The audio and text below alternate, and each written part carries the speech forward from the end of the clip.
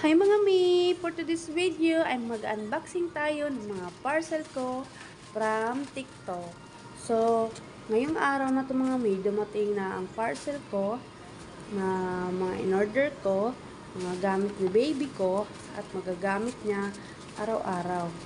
So, ang unang bubuksan ko na parcel, ito ay lalagyan ng milk ni baby na sobrang ganda at napaka-aesthetic niya tingnan.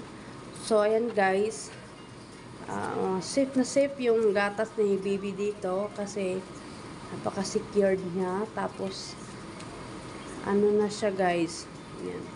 I-press mo lang yon para mag-open. Tapos, may kasama na siyang scoop. Lalagyan ng scoop. Maganda na siya kasi may lalagyan ng scoop.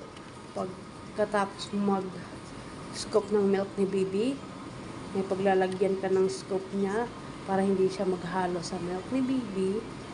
Diba? Malinis. Ayan, ganyan lang siya. Kapag nilagay ko na siya, ganyan na siya. Tapos, pag gusto mong i-close, i-press mo lang siya pababa para mag-close. Tapos, i-press mo siya ulit pag gusto mo siyang buksan. So, ayan guys. Ang susunod natin na buksan guys, ay wag mo na to. Kasi hindi ko mabubuksan pala to. Ito muna guys. Ito muna yung susunod natin buksan guys. So, ito pala guys, isang gentlewoman bag, sling bag. In-order ko to para magagamit ko siya. Lalagyan ng milk, didi ni baby, diapers, damit. Pag aalis kami, gagala sa mall, para may magamit ako. Sobrang ganda niya guys, makapal yung tila. Hindi siya yung mabilis masira. Pakakapal niya. Tapos ayan, malaki din yung space sa loob. Ang ganda din sa loob guys. So ayan mga mi, kung gusto niyo mag-order nito mga mi, punta lang kayo sa TikTok shop ko.